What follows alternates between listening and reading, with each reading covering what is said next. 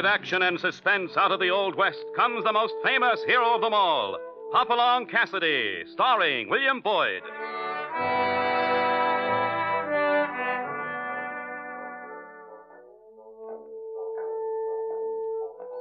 The ring of the silver spurs heralds the most amazing man ever to ride the prairies of the early West, Hopalong Cassidy, the same Hoppy you cheer in motion pictures, and the same California you've laughed at a million times. Raw courage and quick shooting have built a legend around this famous hero. Hopalong is a name to be feared, respected, and admired, for this great cowboy rides the trails of adventure and excitement. William Boyd as Hopalong Cassidy, and Andy Clyde as California. Here's Hoppy now with another new story. This one I call The Memory of Mace Merlot.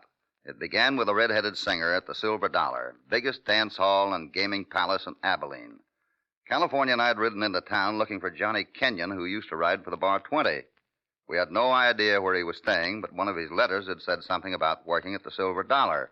So we stopped there and went inside. Man, oh, man. Say, this place is big enough for a roundup. Yeah, and crowded enough to be a beef shoot. It's going to be worth it, though. Hey, take a look at that red-headed gal sitting up at the bar. Yeah. Prettier than a newborn calf under a harvest moon. And, look at them spangles she's a-wearing. California. Yeah. Hey, which way you heading? I thought I'd ask one of the bartenders about Johnny. Well, Hoppy, pick that bald-headed one, then. He's right for the gal. I'll bet she sings or something. I'll bet she sings real purty. Come on, California, through here. Yeah, I'm right behind... excuse me. Yeah. It'd be a lot easier, though, if a fella had a shoehorn. Well, gents, you made it. What'll you have? I'll have a sarsaparilla and a little information. Well, we got both right here. Yep, we got both. What do you want to know? I'm looking for a man named Kenyon, Johnny Kenyon. Know where I can find him? Well, there's your sarsaparilla. Johnny Kenyon, huh? You're a stranger in these parts, ain't you, mister? That's right. Well, Let me handle this, will you, Jack? why, sure, Kelly, why, sure. Just what do you want with Johnny Kenyon, mister? I'm a friend of his, miss. An old friend. That's funny. He never told me about knowing anyone like you. Well, now, maybe that's because he was too busy telling you about yourself. With that red hair of yours. Never mind my red hair. You're a gunman, aren't you? A gunman? I'm afraid you're way off the track, miss. You're carrying 2 guns. You're a stranger. And you come in here asking for Johnny Kenyon. Hoppy, she's got a pistol. A derringer. I see it. Now, miss, why don't you take it easy? I'm not going to hurt Johnny Kenyon. I'm going to make sure you don't hurt him. You or anyone else. First it's threats we get. Now it's a hired gunman. You sound pretty excited to me. If we could just sit down and... You're right. I am excited. Excited enough to kill anyone who'd hurt Johnny Kenyon. And I'm starting right now with you.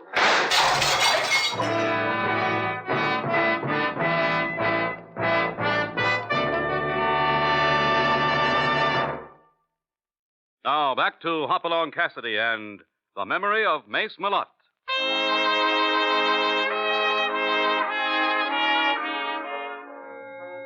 Hoppy and California have come to Abilene to look for an old friend, Johnny Kenyon.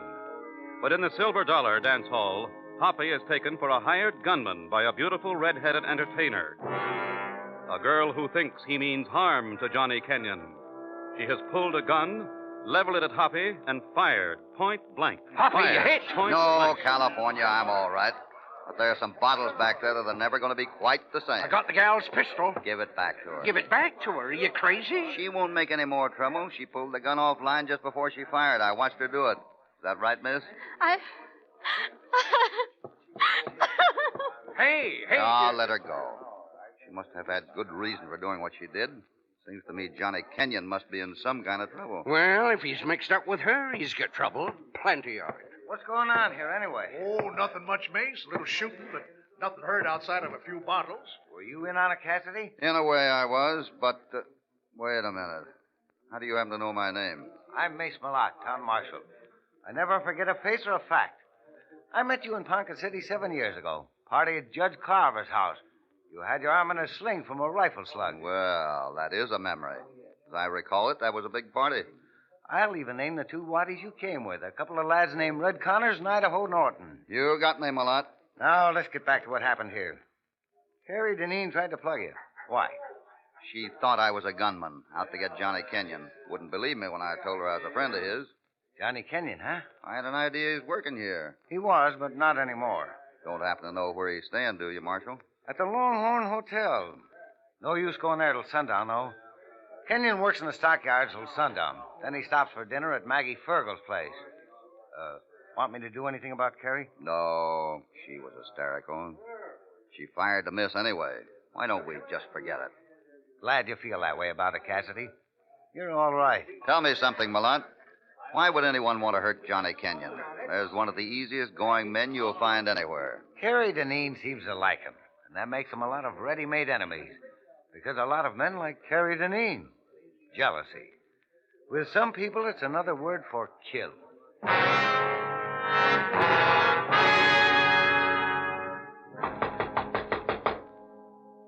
You sure this is the room? Well, the clerk downstairs said it was number 15, and that's what we got.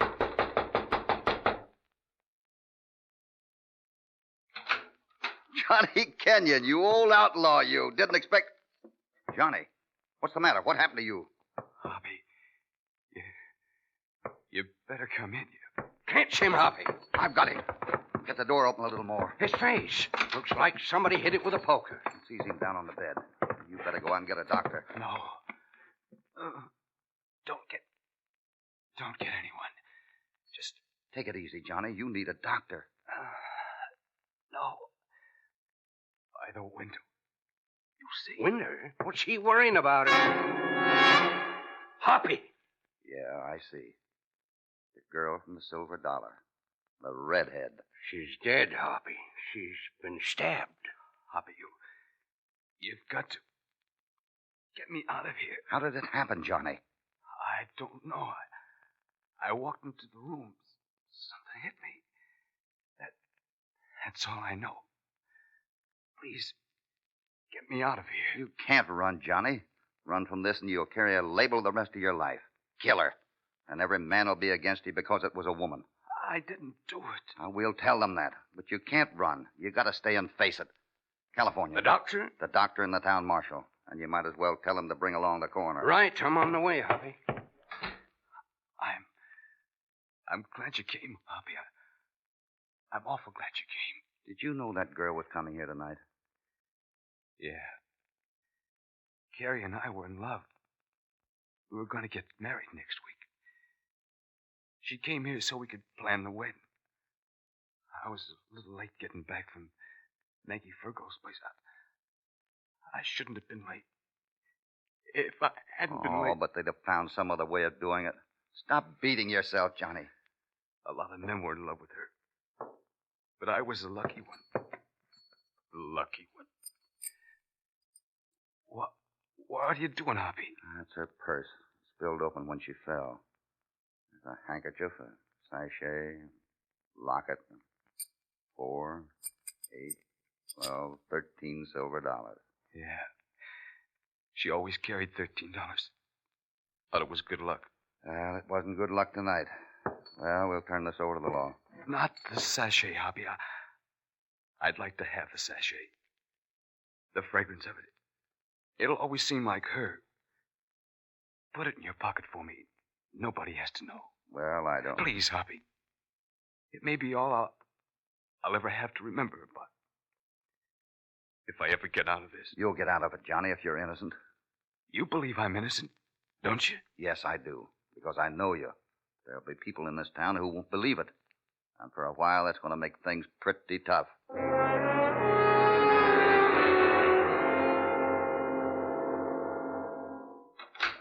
Here's the marshal, Hoppy. Couldn't find the doc, though, but we left word for him.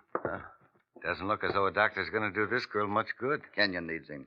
California tell you about this, Malott? Yes, he told me. I'm glad you didn't run, Kenyon. How'd it happen? I'll tell you the same thing I told Hoppy. I walked into this room and someone hit me. That's all I know.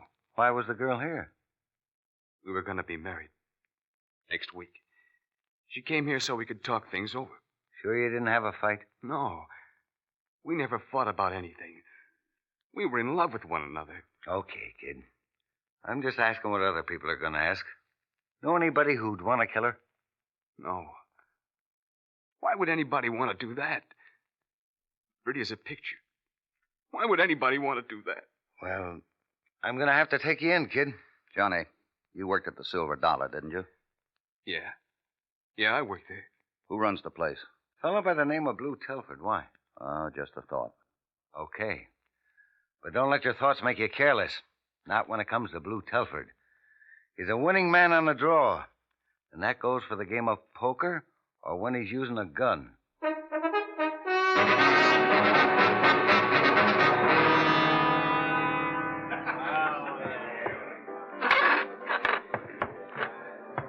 I'm Telford. Bartender says you've been wanting to see me. Yeah, I'm Hopalong Cassidy. This is my partner, California Carlson. What's your trouble? I'm a friend of Johnny Kenyon's. I thought if I could talk to you about Carrie Deneen. Look, friend, I'm not talking about Carrie Deneen to anyone. This could be important. It might save Johnny Kenyon's life. Well, I'll just be frank with you. I don't care a nickel about saving Johnny Kenyon's life. I can see we're just wasting each other's time. Not at all. If you hadn't come looking for me, I'd have sent for you. That's interesting. Why? Well, I've been kind of anxious to give you a little advice. I think you ought to get out of town. I've only been here a few hours. Haven't had a chance to do much looking around. Well, it's a dusty, dirty town, friend. You wouldn't see much if you did look around. It'll be much healthier for you if you leave. Just the same, Telford, I think I'll stay. Well, that's your choice. But if you're still in Abilene by tomorrow night, you could end up staying a long time. A long, long time. All right, Telford. Now that we understand each other. Help! Everybody down the street! Mr. Telford, you can get them out! Out where? You try to empty this place, Meek, and you better have good reason for it. I have good reason, Mr. Telford. It's a fire, the jail, with a young fella in there, burning to death!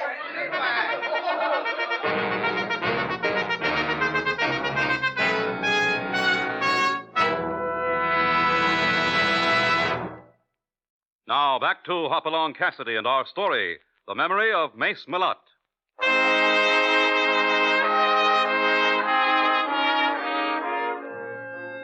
In Abilene, a fire is destroying the city jail. Inside the building, a trapped, helpless prisoner is Johnny Kenyon, Hoppy's friend and old Bar 20 pal. Outside, a big crowd mills about, horrified by the spectacle of a man being burned to death before their eyes. Everybody line up! Let's get those buckets going! Malott, how about Kenyon? We've done everything we can. Door's jammed shut, now it's too hot to get close. We can't let him stay in there and die. Here, let me have that bucket of water. Get me 3 or 4 lariats and riders. I'll have to have 3 or 4 riders. What you gonna do, Hoppy? Get these ropes wet. I'll move in and tie them to the bars, then we'll pull that wall out. You're crazy. You'll die as well as Kenyon. I'm going to try to save him anyway. Here are the ropes, boys. I'll keep the open end. How are you going to work it, Cassidy? When I give the word, pull. Here I go. Watch the horses. Tangle those ropes and he'll never make it. He'll never make it anyway. That building's gonna cave in any second. Hoppy! He's still on his feet. I can see him. He ain't gonna make it. That building's going down. He'll make it. Come on, Hoppy. Hold it. We can't hear him. Let it go. There he goes. I heard him. Wait. Give him a chance to get clear. He's clear now. Pull away.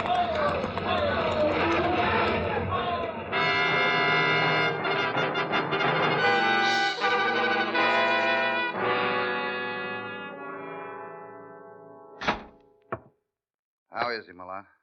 Doc says he's going to be all right. He was smart enough to lie flat on the floor, and that saved his life.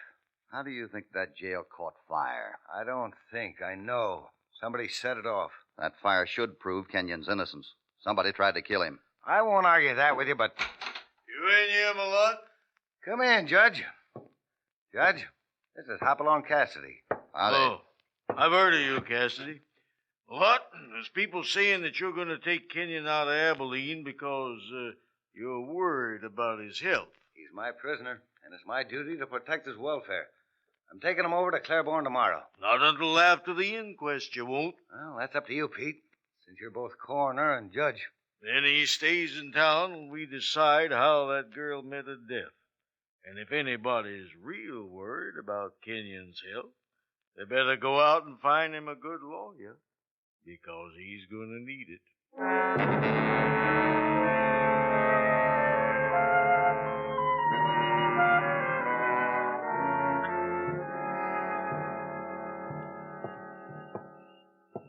Out pretty late, aren't you, California? Well, with that fire and all, it was a big night. Might be bigger ones in the next day or so, though. Why do you say that? There's a lot of talk going around. Talk against Blue Telford. There's them as thinks he'd a hand in the killing of that gal. There's talk about forming vigilantes and running Telford out of town. With the gang Telford has behind him, that would be quite a job. I heard something else this evening, too. Ran into that little clerk who works at the Longhorn Hotel. Yeah? He's been drinking quite a bit. Had a lot in his mind. Told me some of it. About Johnny Kenyon? Yeah, this little feller's name's Meek. Judd Meek. And he says he knows about somebody who went up to Johnny's room just afore Carrie Deneen was killed. Yeah? Meek says the party didn't know he saw him because he was in a closet stacking blankets at the time. He saw him come out, too, maybe 10 minutes later. That was just before we got there. Then we've got it.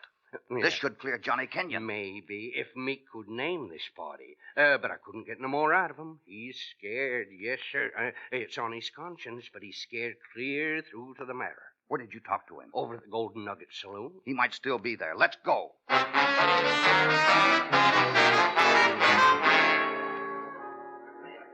This place ain't quite as fancy as the Silver Dollar. No music or nothing. Can you spot your man? Yeah, he's all alone at a table. Come on. Back again, Meek. Thought I'd like to buy you a little drink. Yeah, it's you, huh? Yeah, this is my pal Hoppy. Hello, Hoppy. Hi. Listen, fellas, I can't stay. I gotta go home. I got a wife and kid, and we're leaving town tomorrow, so I gotta go home. But you got a lot in your mind, Meek. We kind of thought you might like to talk about it. Not so loud. A lot on my mind. What do you know about what I got on my mind? Well, you know who killed Carrie Deneen. You know who was up to Johnny Kenyon's room just before she got knifed. Hey, wait a minute. What are you trying to do? Get me in trouble? Who was it you saw go up there, Meek? Hey, go away. I'm going home. I got a wife and a kid. What are you going to do, Meek? Keep it in your conscience? You helped me save Johnny Kenyon's life tonight. I saw you working down there at the fire. What are you going to do now? Let him hang anyway? When you know he's innocent. When you know who really committed that murder. I'm going home. We're leaving. You've got to tell us, Meek. It'll be on your conscience if you don't. You've got to tell us. Yeah, I guess I do have to tell you, but I'll have to do it in my own way. You don't need to wait. No. Wait, I'll tell you about it, but I'm scared. I've got a wife and kid. I got to think about them, so I'll tell about it in my own way. All right, Meek. What is your own way? Tomorrow morning, we're pulling out of Abilene. Me and the family. There's an old trail shack out west of town, maybe 10 miles. Yeah. If you want to meet me there tomorrow, I'll tell you everything I saw, and then I won't care. And I figure we can get away, and it'll be off my mind. I can't make it in the morning, Meek. They're holding the inquest then. All right, I'll wait for you. I'll wait for you until sundown.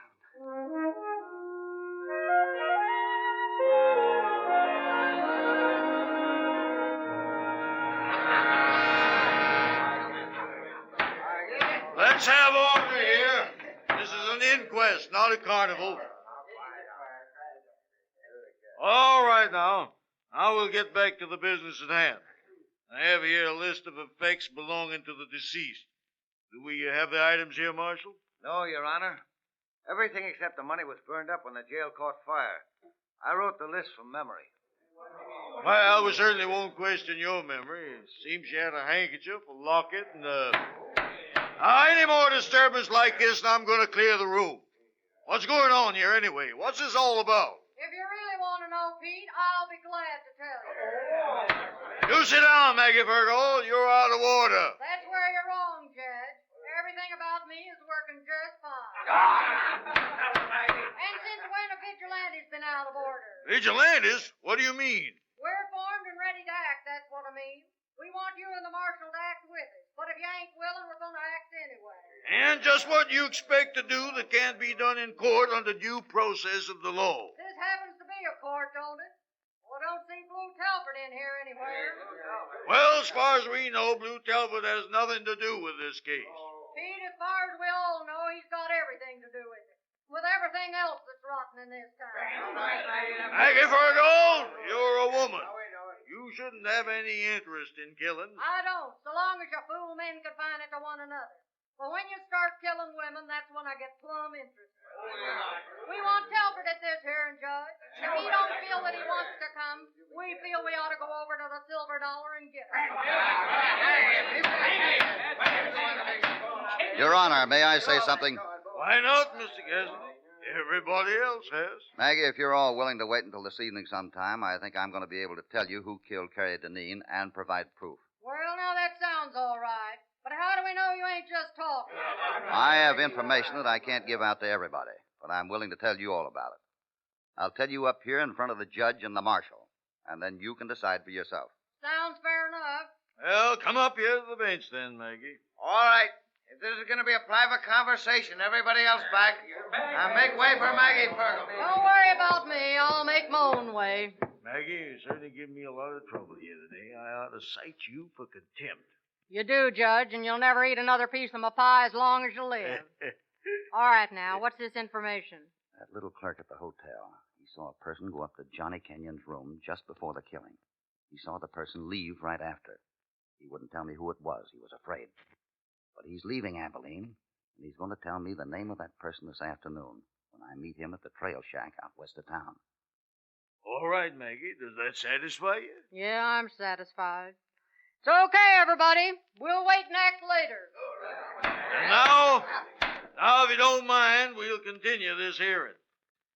If I remember correctly, I was reading Marshal Merlot's list of the dead girl's effects.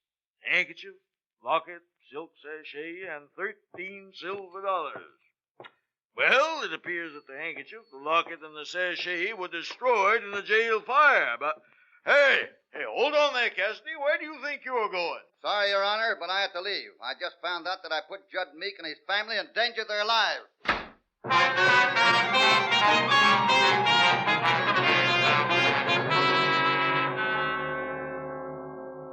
Well, Jesse, only a few more hours now, and we can be on our way. And we won't have nothing to worry about.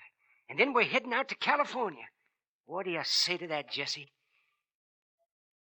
Jesse, I'm talking to you.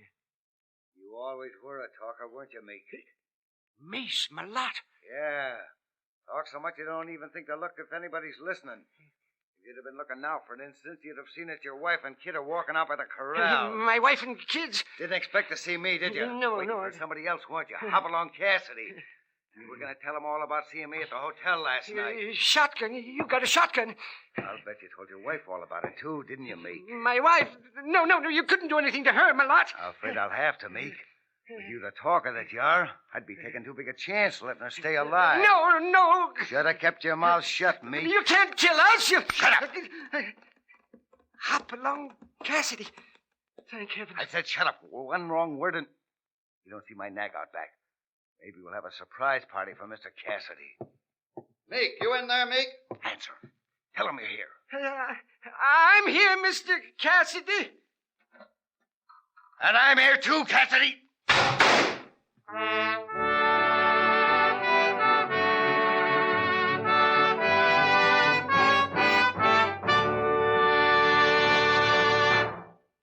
Now, back to Hopalong Cassidy. You ain't going to be using this hand for a couple of days, Hoppy. Lucky you only caught the edge of that scattergun blast, or you wouldn't have no arm.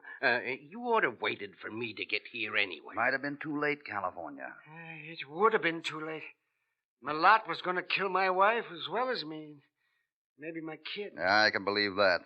After all, he killed Carrie Deneen just because he was jealous of her. How's the shoulder, Merlot? I'll be all right. If I had half your luck, I'd own the state of Texas. You made your own luck, Merlot. All the way. Another 15 minutes.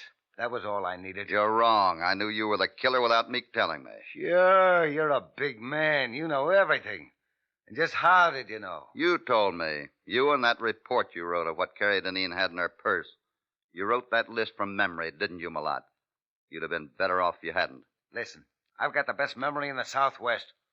Why would I have been better off? Because what you wrote showed you'd been in the room before I got there. And that would have proved you guilty. What are you talking about? I'm talking about the silk sachet you had on the list. She had a sachet. I know she did. But you couldn't have known it, not unless you were there earlier than I was, because I picked up that sachet before you and California came in.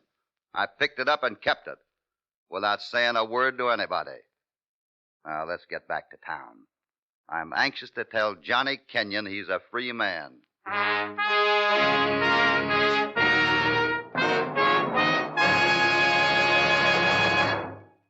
a funny thing, but justice always seems to triumph over crime, even when the only clue, as Hoppy found in this story, was merely a bag of powdered scent and a memory that was a trifle too keen.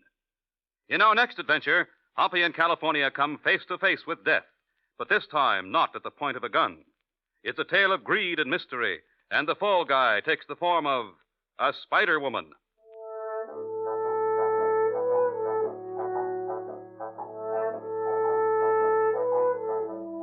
Hopalong Cassidy, starring William Boyd, is transcribed and produced in the West by Walter White, Jr.